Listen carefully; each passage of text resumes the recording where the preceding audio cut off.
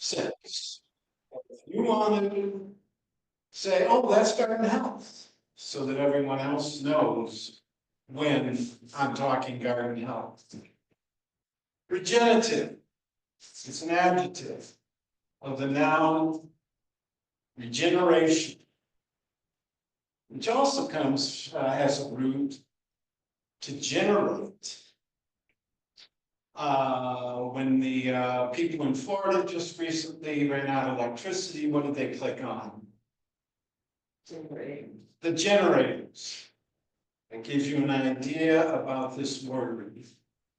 And the definition is to revive anew, which says to me that something existed before, and now you're getting to work to revive it to where it was.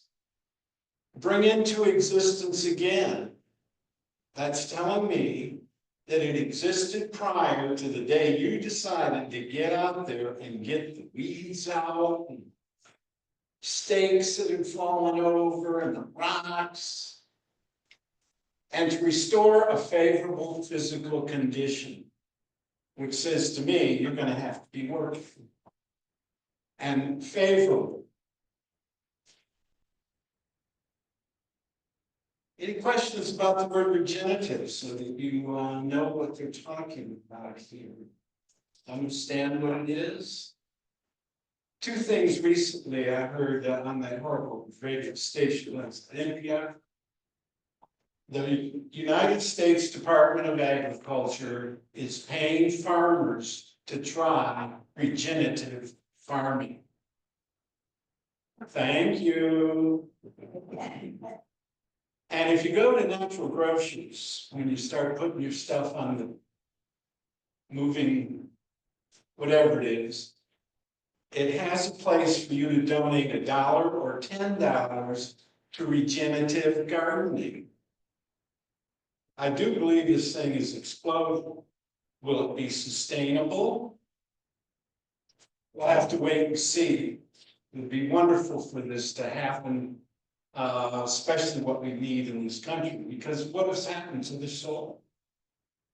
Why did Lincoln's family move from Pennsylvania, then into Ohio, and then into Illinois? Their soil wore out. So they went looking for new soil instead of using regenerative applications. So it's a previous garden that has gone inactive, lost its sustainability. Probably only lost its sustainability because the person didn't get out of bed and get to work. And that's the only way I know that anything can sustain. We have to make it sustain. It just doesn't happen because we're using this buzzword. You know, we're cool, we're right with the now. So it's dried out. It's weedy. Lacking sufficient tilth. Karen's hands that are low here, when you see the tilth in the hands. Lack of water, lack of compost, microlife, and we'll get into that a little more later, and minerals. Let's go to the book. We're there.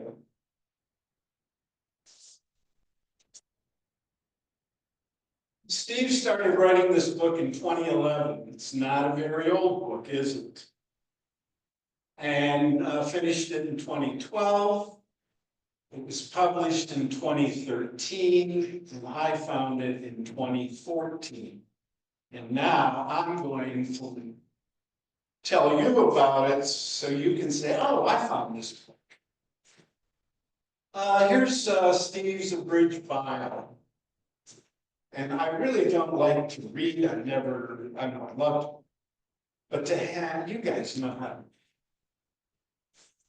But the Zoom people can't see this, can you? Yes, they can. Oh, they can. So in 1942, And look at the diet he grew up on. Any of us that are in our late 60s, 70s, we know what he's talking about. Processed foods were a big thing. It was sold on TV. You got in the Sunday paper, you got coupons. Oh, canned food, it's easy. You just, or frozen food, it's easy. You just open it up and we cook it. But it's lacking health. You know the difference between a fresh apple and applesauce, or a fresh,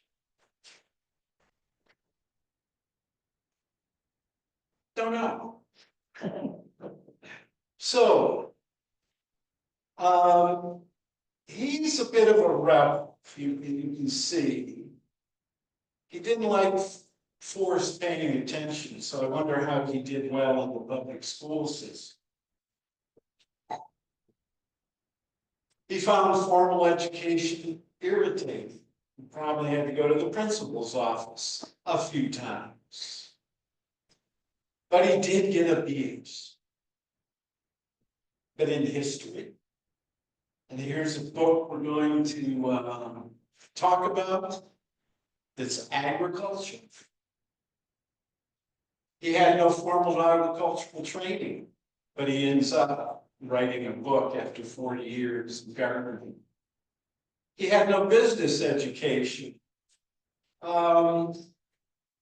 When Steve and Isabel get to Oregon, he has a seed business that does pretty well. And after 40 years of gardening, eating mostly from their bounty, and observing his and Isabel's health, and this is very important in this chain of events that gets Steve into his research.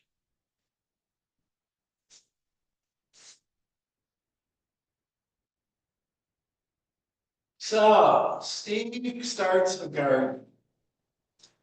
He's southwest part of California in the San Fernando Valley. A bit of a deserty, does get a little more rain than us, but it's a little deserty. In 2010, his wife, Isabel Mosier, had been growing food for 40 years. So they started about 1970. And he's got a good variety, 5 different soils. 2 different North American climates, 2 different soils in remote South Pacific, and 2 different North American climates.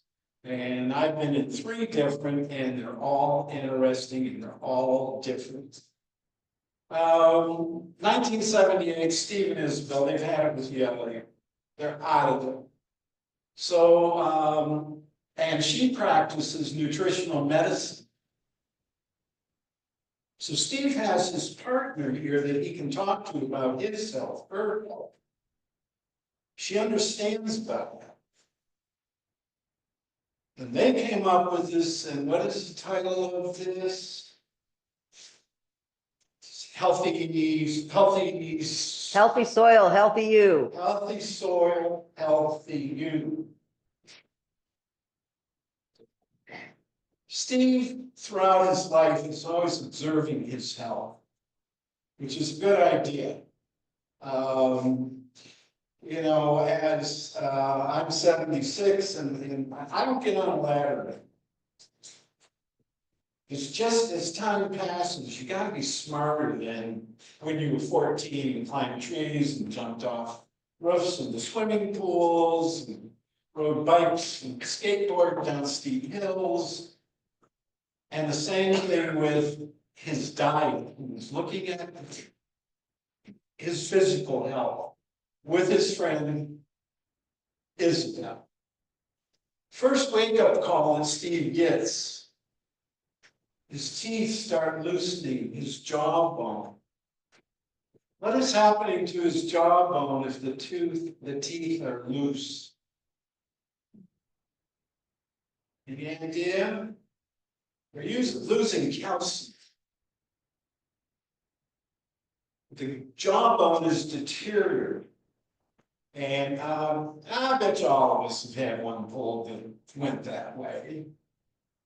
And then he started losing teeth. Well, now he gets more serious about his health.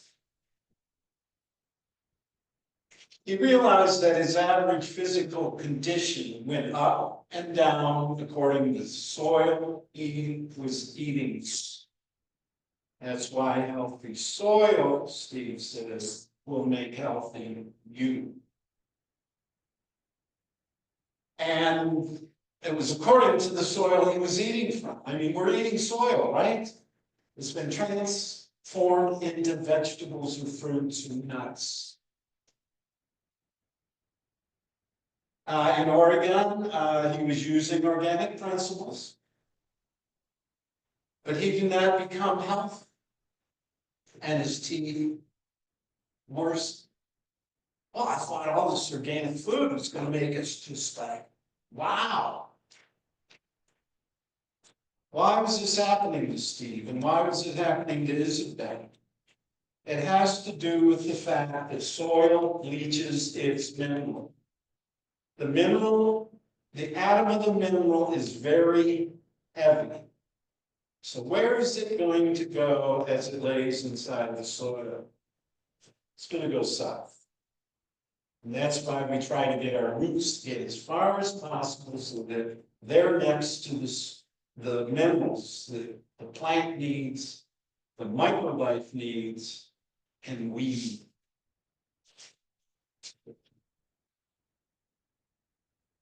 So,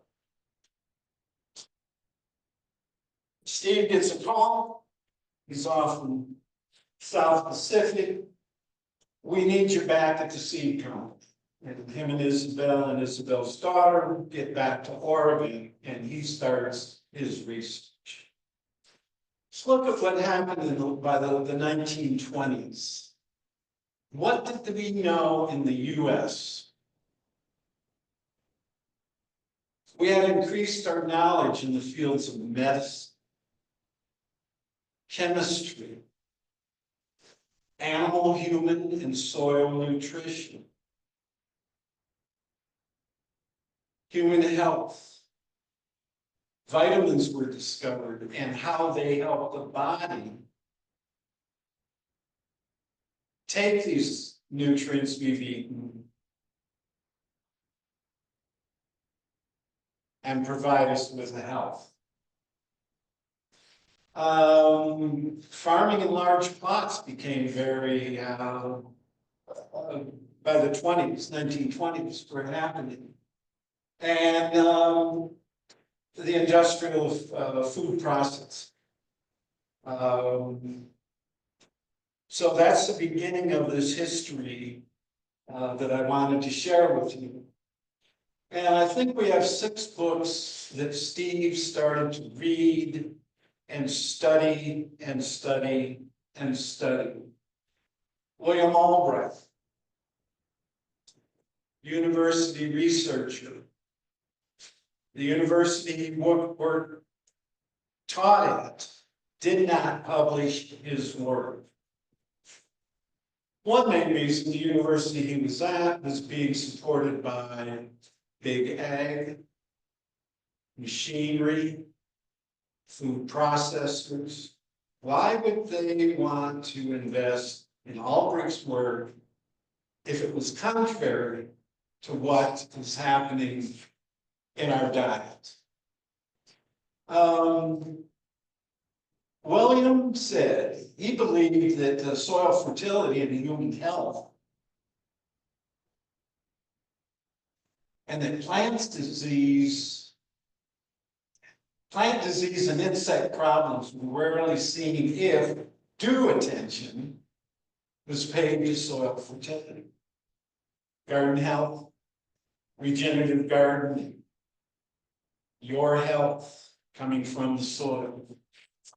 And he quantified the relationship, those are numbers, between leaching and soil fertility.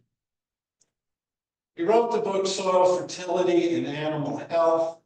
All the books that are mentioned here are on a website. Don't know if it exists anymore, but I'll find out and we can make that information through time. That you can just go online and read it. You don't have to go to the library to get it.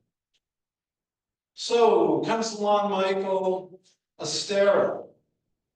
He gets his hand on Albrecht's book. And it excites him. And he redefines Albrecht's insight.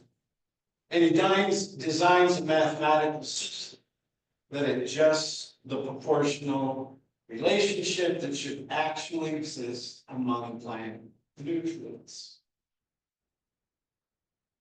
Steve doesn't believe there's any place in the planet Earth where it's proportional.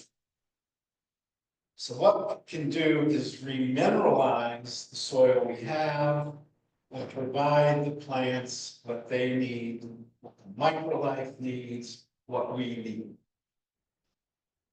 Dr. G.T. Wrench wrote The Wheel of Health. And read that quote. I'm not going to read it, you read it.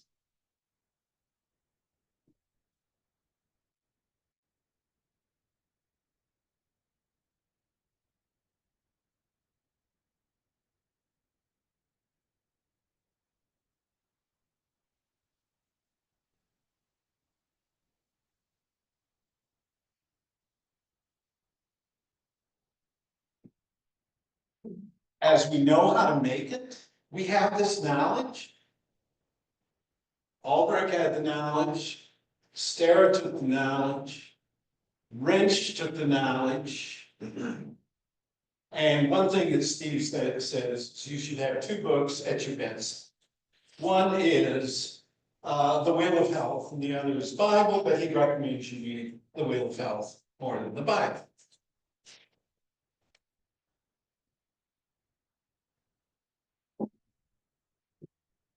See, I've cracked this book a few times. Rodell. And Steve was a practitioner of Rodell. He really thought that Rodell had the answer to having healthy soil, and then I'm going to be healthy by eating this. And that's a book, big book, so that's enough said by about J.I.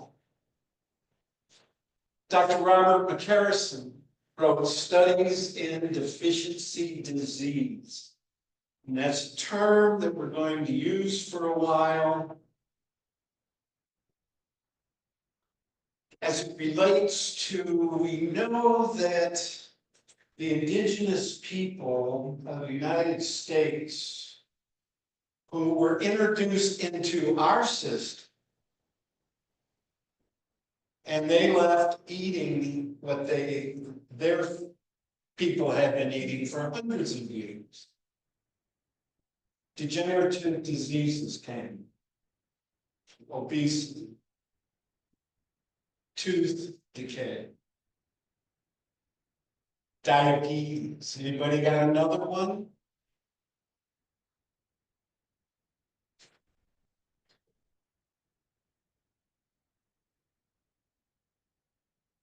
Dr. Francis Pottinger, I don't know if it's male or female, and that doesn't matter. It's a human being and did some work, and we should hear what she did.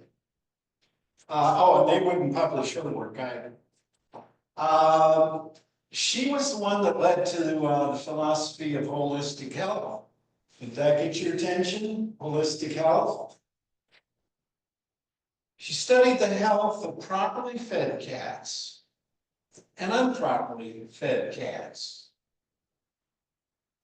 And would you believe the second group had more disease, deficiency disease, and degenerative, not regenerative, but degenerative conditions, which they passed down to their progeny. You mean if my mother and father had deficiencies and they had me, that they passed it down to me? What we know in the last 20 years about DNA, I would have to say that is a true statement. Well, let me tell you a little more about what she did with these cats. She let the cats breathe. And she had a control group, healthy cats, and she had the ones that were suffering from degeneration. When she took the fourth generation and started feeding that fourth generation proper diet, their progeny became healthy. So if we're passing down these, I gotta say it's a DNA, and I don't know, and that's all. Anybody have an idea how that gets passed down? Life science? Lifestyle, Oh, lifestyle. which is people not to do it, so.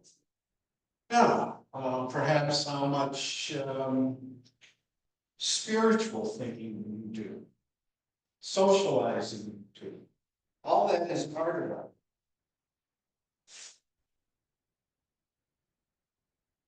Now, Weston Price, dentist, his work is incredible. It takes up about 8 pages in the first 50 pages of this book. But he was tired of repairing teeth and said, I want to know how I can avoid this repair and teach people how to be healthy so that they have healthy teeth. Him and his wife went around the world. In the book is a few pictures, but if you go into his book, Nutrition and Physical Degeneration, you guys starting to understand what this book is teaching. Healthy soil, healthy you.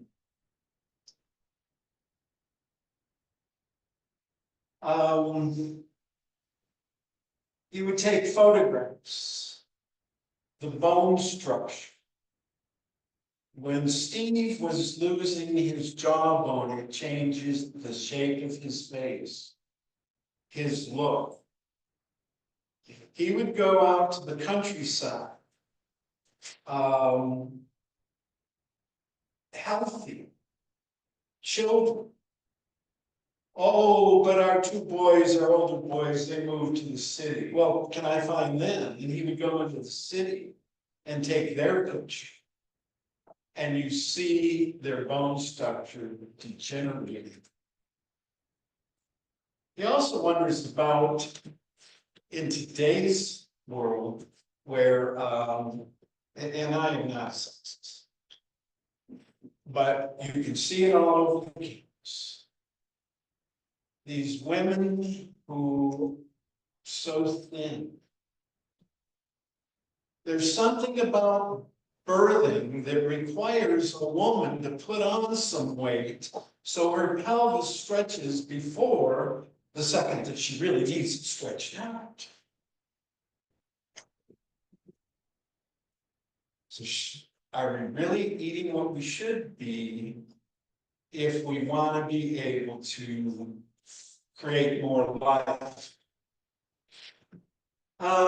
This quote in there by Weston is pretty powerful. You've always heard about the nutritional value, and the US government has decided, oh, this is how many calories you need a day. And then I'll be reading an article in National Geographic, and it'll talk about this group of people, and they're getting 700 calories a day. And I've written National Geographic and said, what about the minerals you're going to see when you look at the style? Are those mentioned on the book or on the labels that we have on our food? No. Tells you how much potassium, how much iron. Oh, but they tell you the calories, don't they? Calories? So,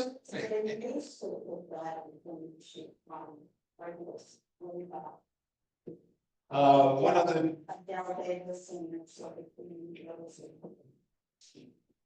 One of the people here at the live meeting has said that they used to have that information on labels. But maybe what they found out is these people are too healthy. They're not coming to the farms, they're not coming to the. But look at what he says. If you follow the government, you should eat 4 times as much. Today's prices. And that's to achieve a healthy population. When, what's her name? Miss Obama, Michelle, was going to garden, I went, we're gonna teach people about soil health, healthy you. Well, but she did have a nice garden with the White House, didn't she? And I'm not. So, Steve deduced from Price's studies that there is no ideal diet for Homo sapiens. You got the vegans, you got the meat lovers, you got how many diets have been low fat, don't eat eggs, now you can eat eggs, you should drink 2% milk. That means there's 2% of that milk is fat. And fat is not a negative substance for the body. What kind of fat and how much you're eating. Lost the train of thought.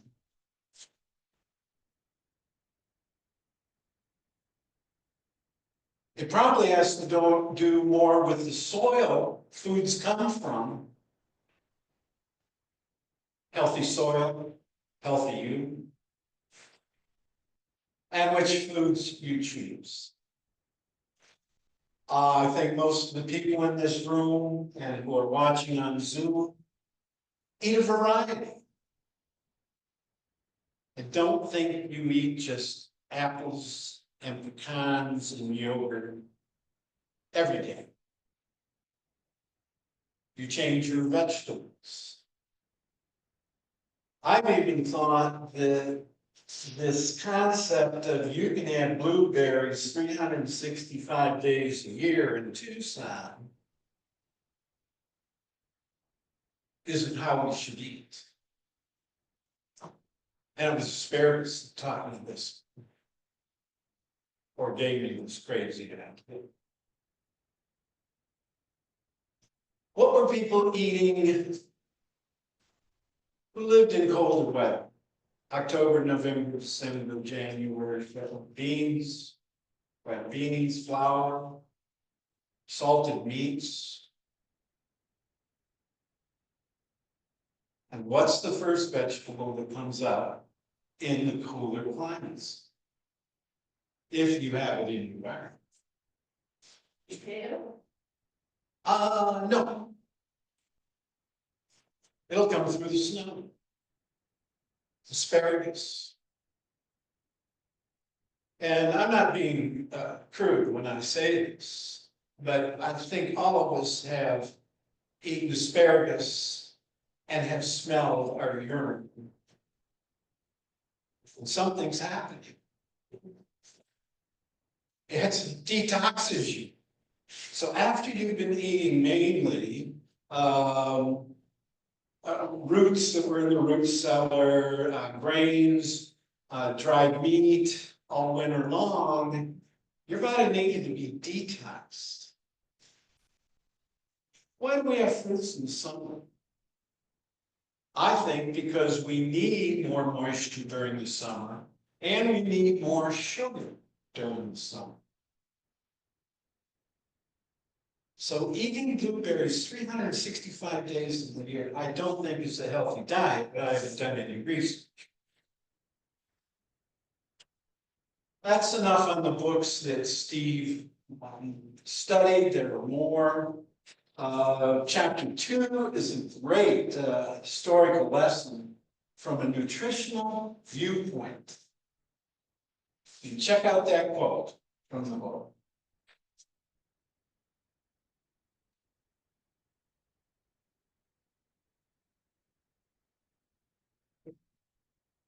Part of Rome declined. The young men weren't at home growing food. Where were they? Often to Romania, what is now Great Britain, fighting, and they lost their source of food. Also, they had no idea about soil science. They didn't realize their soil was leachy. Some picked up on the ideas, oh, let's add manure. So they were putting something back into the soil. Anybody else think of any society that they just wore out the soil and that civilization collapsed? I'm not sure if that happened to Egypt and pharaohs.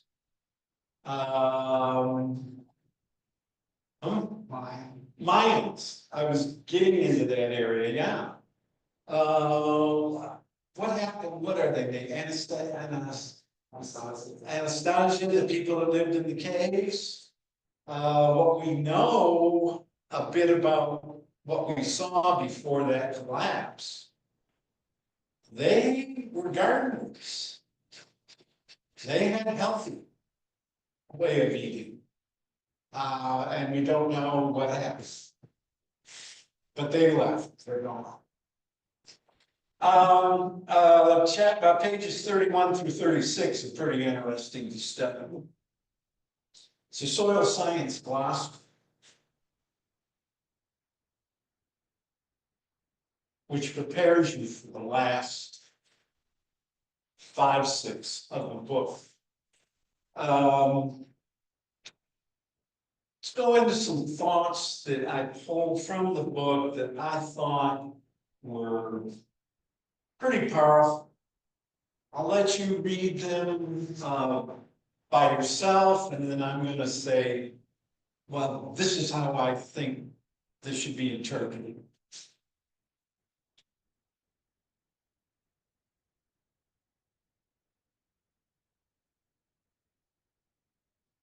Plant nutrients keeps coming up. Well, where are these nutrients? They're in our soil. And then this concept of right proportion. When magnesium and calcium are out of balance, your soil is like this. And I'm talking more about Kansas, Missouri, Michigan, New York, Sonoran Desert, I'm learning. But when you have it balanced, your soil is like this, the tilth. So there's an example of having, and those are the two powerful, the two cations involved in this mineralization. Soil can be lacking in certain minerals and overdosed in others. Any of you gardeners here, give me one of the chemicals that we have too much of here.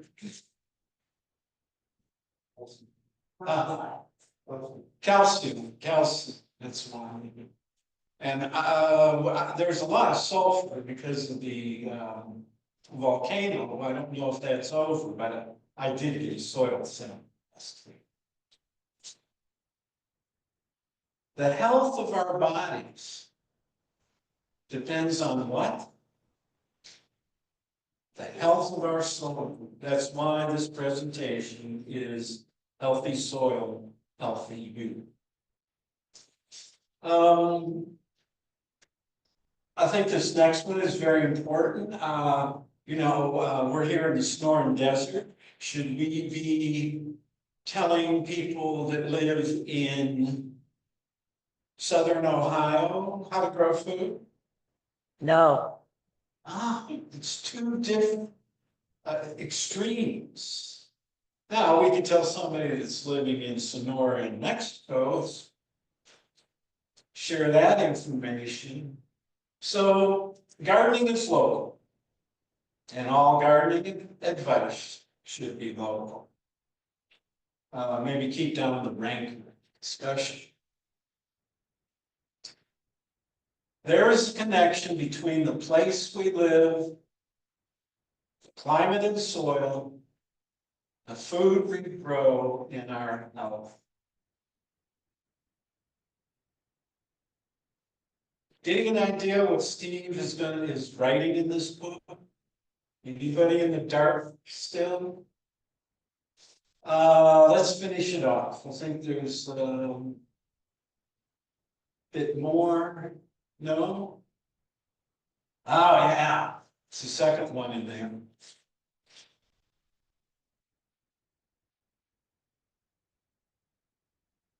Soil balance is important to plant health, food quality, not quantity, quality, and all microlife. And if you've ever wondered what that term means, here it is.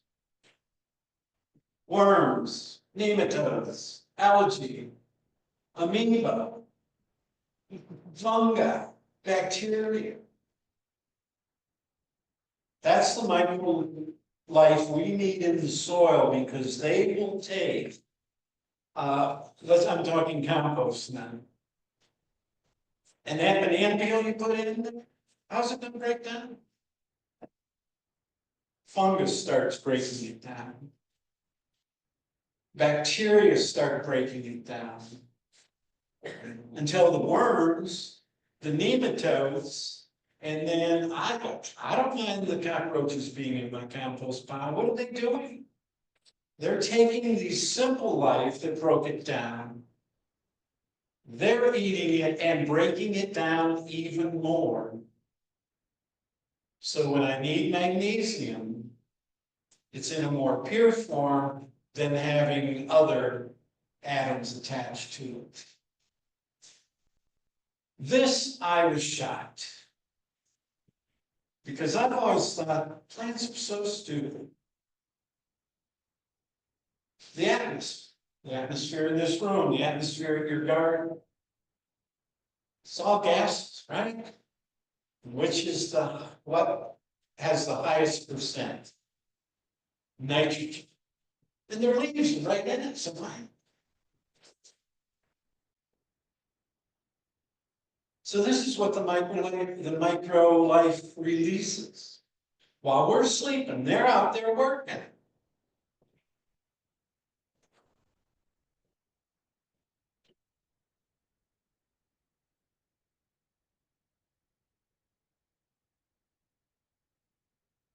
They can manufacture sufficient amounts of nitrogen. When I read that, I went,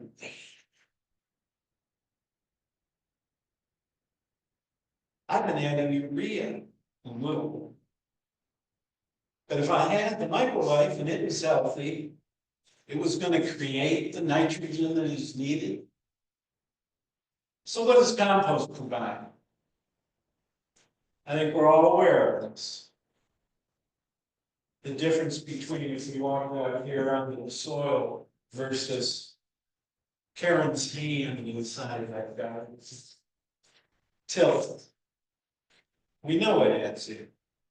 If you'll soil cultivate garden. I've noticed not too many people in Tucson weed soil cultivate their gardens. Helps you hold water. Oh, and fosters life. You mean my life? That's what I'm saying this book is teaching us. And the last part, J.I. Steve does not believe that remineralization is hypocritical to organic growing.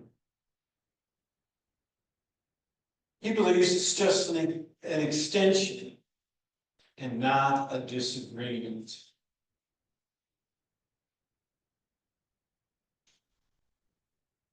I have one reading that I'm going to share.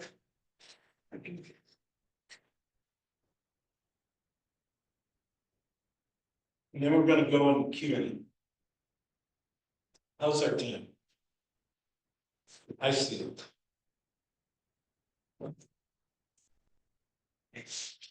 Day after Napa. Out and lay down. When livestock eat high calorie, low protein, mineral deficient food, they gain weight readily. But without enough proteins and minerals, they fail to breed successfully and are not healthy. We intentionally fatten livestock on corn, a high carbohydrate, low protein diet.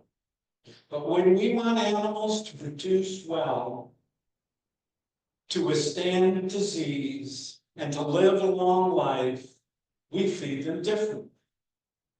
It seems to me that if science knows how to make animals fat or thin, capable of reproduction or not, long-lived and healthy, or short, fat, and sick, if those big ag food businesses that manufacture livestock and poultry know how to control the health and longevity of animals, then those running the big human food businesses, the ones all the prepared food products on the supermarket shelf, they also know.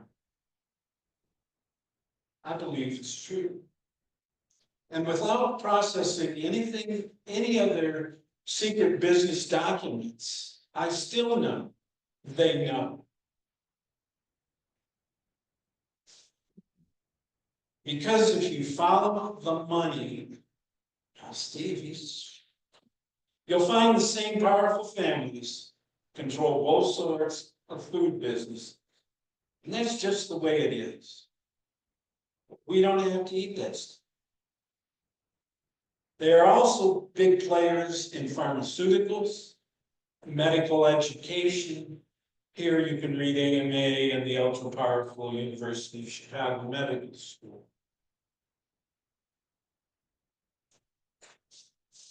To me, that puts this whole concept, made it clear to me what Steve wanted to teach you. Can we show the soil report?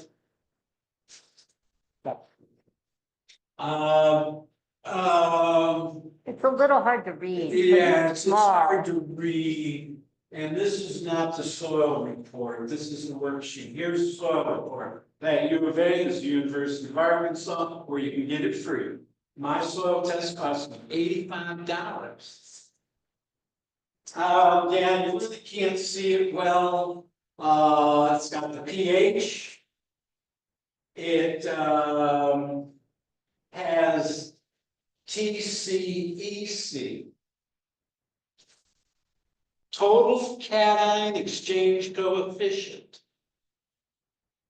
My test didn't have that, so I called them up and they said, okay, I'll do the math. Here we have the minerals. Can I even read them? I know them. But mine is a little different. You can read them on the screen if you want. Can you do what? You can, if you come here, you can read them here. If you,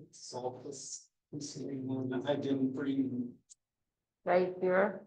I can read them for you at the top. P, We have potassium,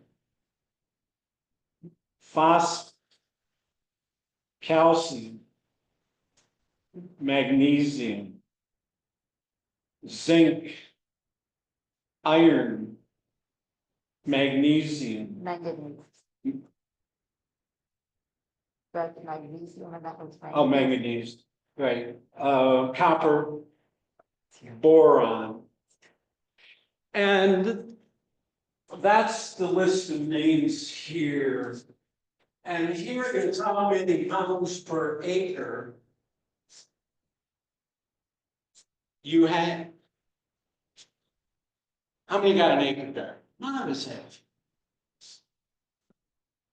And we take this information and we're going to put it on this worksheet, which we're not going to be able to see well, but we may provide this information live. I'll print them out and give them to people. Can we go to the worksheet?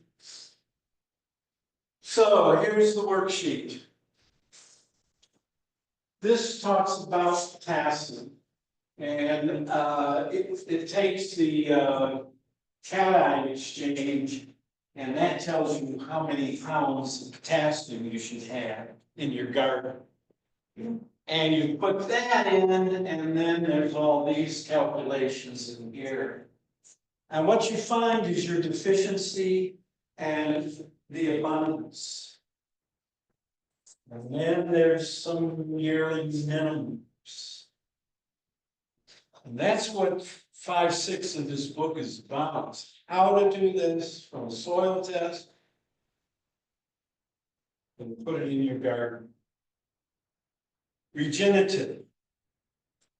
We already talked about the person that for 5 years didn't do any gardening and went out, took 9 months to get the garden ready for next fall. But it was ready.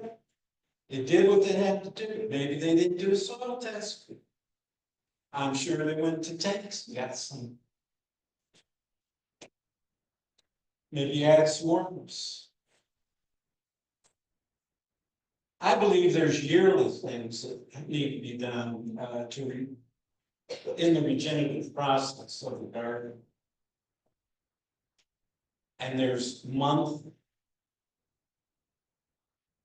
3 things that I don't see happening too much in Tucson.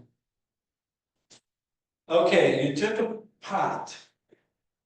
You took some soil. You put the seed in it. You watered it. You got a plant. You put it in your garden. And then you won't soil cultivate. You won't weed. You won't water. You won't thin. And you won't harvest.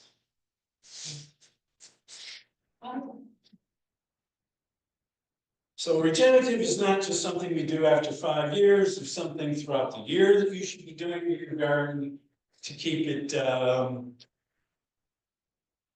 the microbiome happening. And then the month.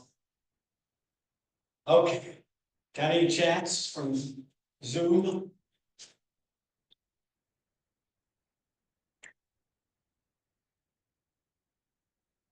Does anybody have any questions here? And it said, test was free in Arkansas, was that when you were living there? Or Yeah, I lived 20 years in Arkansas and then moved here. where did you saw it as now? You bring a local? They were down on East University Drive in a little town called Phoenix. It's AIS, I believe. Can you repeat the questions, please, until Karen brings her up? Oh. Well, do you want to read the Yes, questions if anybody? yes, yeah. So repeat the question, please, that you asked. A question was asked here at the live meeting, where did I get the soil tests? There's a company in Phoenix, but all you gotta do is type it in and you'll find them. I find the price. When I first got here, I was staying with my daughter, son-in-law, and grandchildren. And they told me about the Campbell U of A farm. And I went up and I saw this extension office. I know what an extension office is. No, we don't do soil tests anymore. So I was lost and I was disappointed. But I finally paid the $85. And I haven't done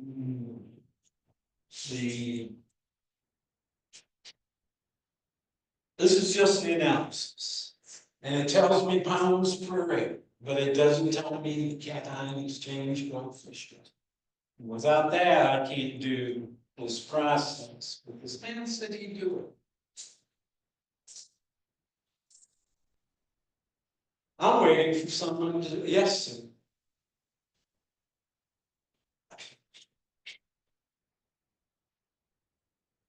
So there's things that can be monthly, there's things that can be yearly. The monthly would be soil cultivate, weed, water, thin, harvest. And some people don't do that, they just. I just saw 75 tomatoes just go to waste. How often do you apply sulfur? Pardon? How often do you apply sulfur? Sulfur? Oh, anybody interested in taking this process all the way through the book, I'm available. I don't know what, I can't answer because I don't know if it's deficient or there's too much. You know, this volcano is a lot different than Michigan soil, a lot different than New York soil. Would there be, Wait for the microphone, thank you. would there be any way we could send our soil to the, or our information to Arkansas and they do it? No, no thought of doing that. Last year I went for a special occasion. The lab would have opened it up at the university and realized this is not Arkansas. This is not that, Arkansas. Yeah. Right?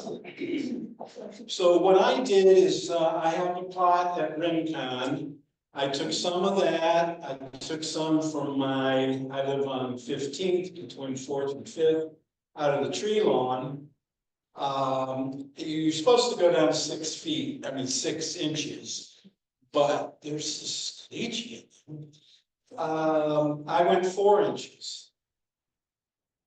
And I have to study it before I share the information I gleaned from. What if I'm wrong? I'd like there be help of other people reading this book, discussing it.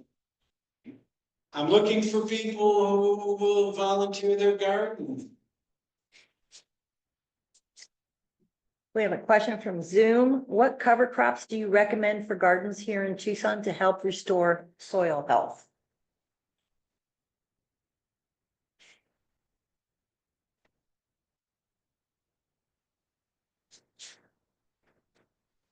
You don't restore soil health. You've grown this wonderful tomatoes and you're taking it off. We've eaten, so we've already taken part of that away from the garden.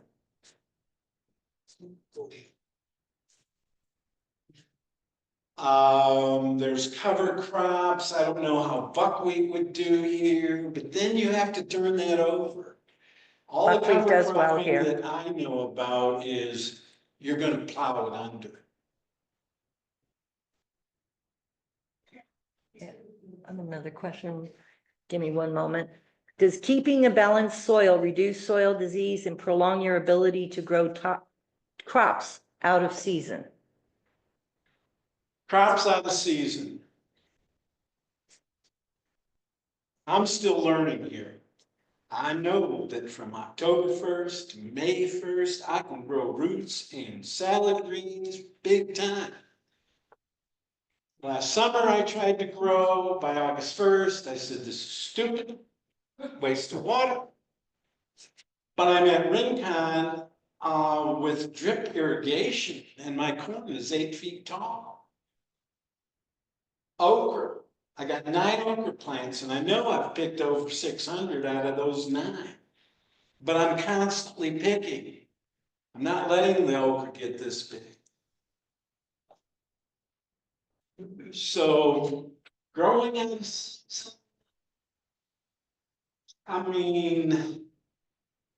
I planted some seeds and I'm having trouble germinating them. You know why I think? They know it was 103 degrees out. So on a season, that's tough, that you're on your own. So. Ben, you had a question? Yes, so there are different soils in different places. And there are different. I don't think the microphone's on. Shut.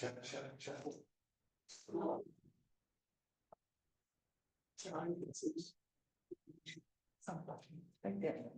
Go ahead, keep Okay, talking. so there's, Ben. Now there's it's different, going. there's, It wasn't. around the world, there's different soils. And there's different, also, around the world, there's different crops that do well in those soils, as well as in those climates, et cetera, et cetera, et cetera. How do you, I mean, like, is there a general soil, or is there, is it all over the place for whatever you're trying to grow? I've got to say it's all over the place. So you have to determine your soil by what you want to grow. Yeah, locally, what I have here, you know. Well, if you're gonna test it, and you're gonna get a result from your test, and it's gonna say, if you're gonna test it and you get a result, and it says, you know, you're high in calcium and you're low in nitrogen and so you have a copper deficiency, whatever. It's going off, it's saying that either something's high or low based on an average or an ideal soil. And so what is that ideal soil, and is it the same everywhere? That's where the total cation exchange coefficient comes. That would be the baseline. And so, and it's based on the test, and then from there you do the calculation for the other 10. Remember that my sample comes from 5th Street or 15th Street and 8th Street. I still haven't talked to anybody at the university. Because we know that the soil over in Mission Valley is a lot different than the soil out at Saguaro National. Right? So that's why I think the soil test should be free, so that I can do what this book says is going to be better for my health. Let me just add this in. There are some things that are gonna grow better here and less well here. For example, I'm growing blueberries, so I'm using a container to grow the blueberries, so I can add more acid specifically into that soil, so the blueberries will do better. Same with, when you saw them, I'm growing potatoes, but I'm growing them in grow bags. So that's another way of getting around some of this, if you want to grow things that are not necessarily do all that well in Tucson. So going to Mission Gardens is a great place to get a lot of information on what's going to do well here. When they created that place, they did it based on local food for the past couple of thousands of years that have grown here before we started leaching and doing all this other stuff. It's not as scientific as what Curtis is saying, but I don't know if that helps or not. I've never read this book quite. Yes, ma'am.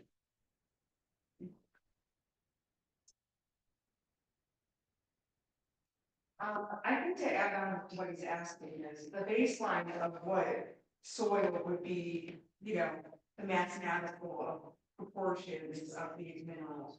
What would that baseline be? And to add to the discussion, what I would say, is it okay? What I would say to that is, it's not necessarily the baseline of the soil at any given place, but possibly, what was the native, you know, indigenous, food supply here? So what would that be maybe? what would that baseline be if that was being grown and turned over? Would that be your baseline for possibly, say, the snowing area, or say in Michigan, When you say baseline, that gets into science. Right, saying just to add on that, if we understood what that soil composition was for percentage of minerals and other things, if we understood that for that area, that would be your baseline. What I'm saying, is it possible that the baseline should occur from the indigenous plants themselves? What was here before us?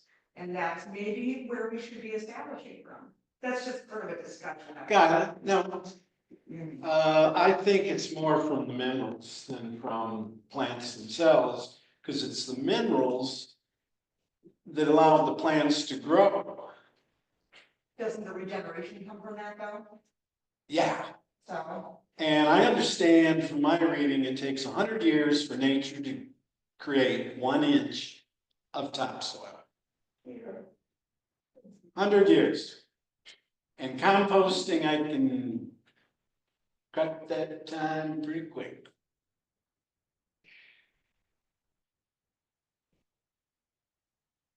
Well, I'm surprised no one has called me a hypocrite. And I'm glad.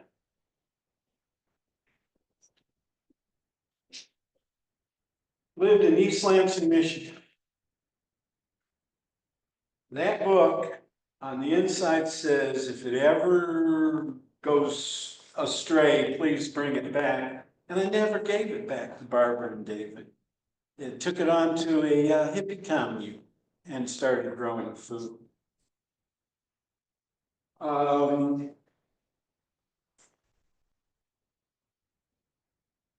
But this whole point of leaching, in the book, there's a section from northwest Missouri to southeast. And they did the US Army in World War II. They would put you through tests. And if they found you had certain mineral deficiencies, you weren't a soldier. You could, possibly work in the United States, supplies, whatever, but they didn't consider you healthy enough. And so soil scientists took a look at that stretch and found out, oh, it's not the same degree of minerals throughout the whole state.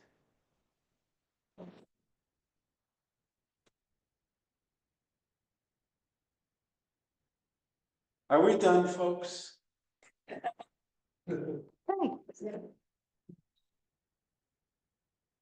Say thanks.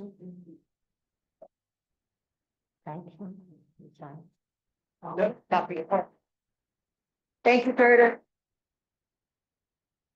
Bye, Ray. That's he's the one that convinced me to move out here. You may want to stop. Non-biological, but it's been 40 years and we've been paid for it. I asked her to find another book that I recommend for reading. Braiding Sweetgrass. That's a good book.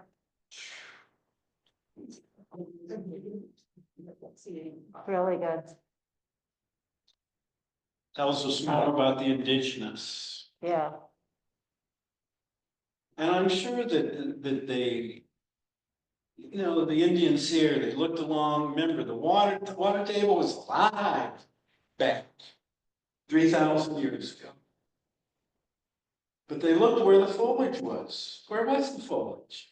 It's still there. It's out in the middle of Santa Cruz and the other washes. And I think that attracted them to, why don't we grow food here? And then what they did to the Gila and the salt in the Phoenix area, the canals, to bring the water in. And I understand that some of the riparian areas down there have been regenerated to the point that they were 100 years ago, because we introduced water back to it.